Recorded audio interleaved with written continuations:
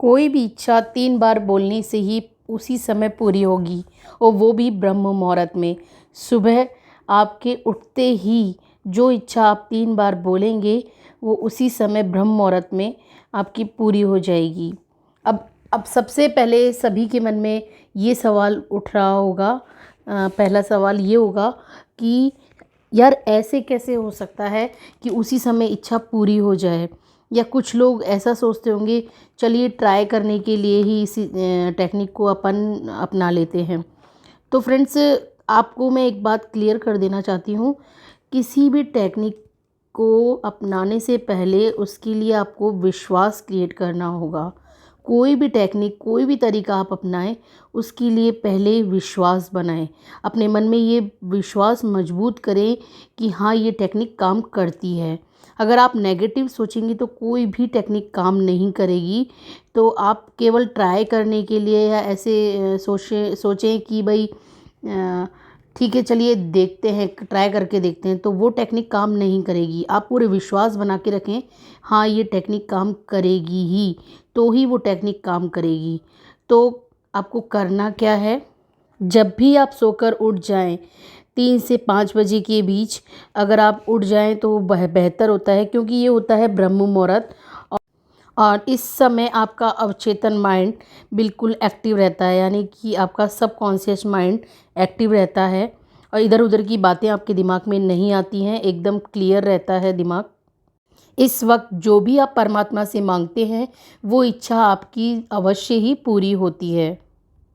लेकिन यदि आप 3 से 5 के बीच में नहीं उठते हैं तो भी कोई बात नहीं, लेकिन कोशिश करें कि आप सूर्योदय से पहले यानी सूर्य निकलने से पहले उठ जाएं। तो जैसे ही आप उठ जाएं तो सबसे पहले आपको क्या करना है, अपना ध्यान अपनी सांसों पर केंद्रित करना है, लेटे लेटे ही। उठकर कहीं नहीं जाना है, बॉडी को एकदम ढीला छोड़ देना है, मन को भी बिल्कुल शांत कर लेना है। अब आपको एक गहरी सांस लेनी है और सांस लेते हुए आपको ईश्वर से जुड़ाव महसूस करना है और ये महसूस करना है कि मैं अपनी सांसों के द्वारा ईश्वर से जुड़ चुका हूँ। अब सांस लेते समय आप अपनी इच्छा को मन में सोचें। इच्छा को आपको महसूस करना है, मन में सोचना है, उस इच्छा को अपनी को महसूस करना है और मन ही मन ऐसे सोचना है जैसे आपकी इच्छा पूरी हो गई है। और उस इच्छा के लिए आपको ईश्वर को धन्यवाद करना है, क्योंकि आपने सोच लिया है कि वो इच्छा पूरी हो गई है। तो उस इच्छा के लिए आपको जैसे इस तरह से धन्यवाद देना है कि हे ईश्वर, आपका बहुत बहुत धन्यवाद कि आपने मुझे एक अच्छा स्वास्थ्य दिया, अच्छी सेहत दी, और इसके लिए मैं आपको कोटि कोटि धन्यवाद करता हूँ।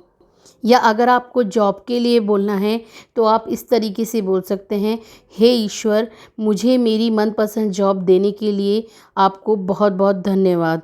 या आपको घर के लिए बोलना है तो उसके लिए भी आप ये बोल सकते हैं कि हे ईश्वर, आप मेरे सपनों का घर मुझे देने के लिए आपका बहुत बहुत बहुत आभार या धन्यवाद।